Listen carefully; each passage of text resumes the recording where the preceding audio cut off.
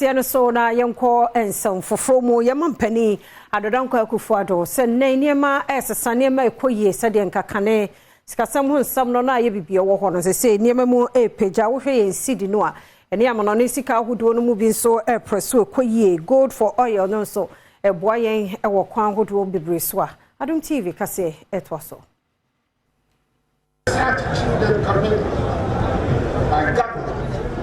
Enabled our nation to take an IMF program in development time.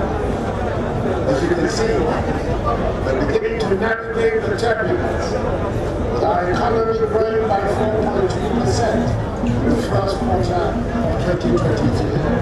Through the Gold for Oil program, we've seen stability in the prices of petroleum products as well, all of which are helping to bring inflation down. Things are getting better and will get better at the machine.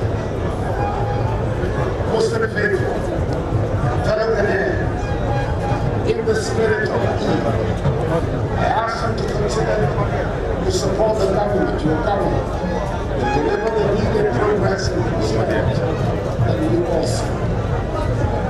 Set at the height of the COVID-19 pandemic, we do not know how to bring back lives. We know how to bring back the economy. I stand by those words. Inshallah, we're working to restore the economy to full health. Inshallah, we shall do so. The young people in our Muslim community will have every right to celebrate today.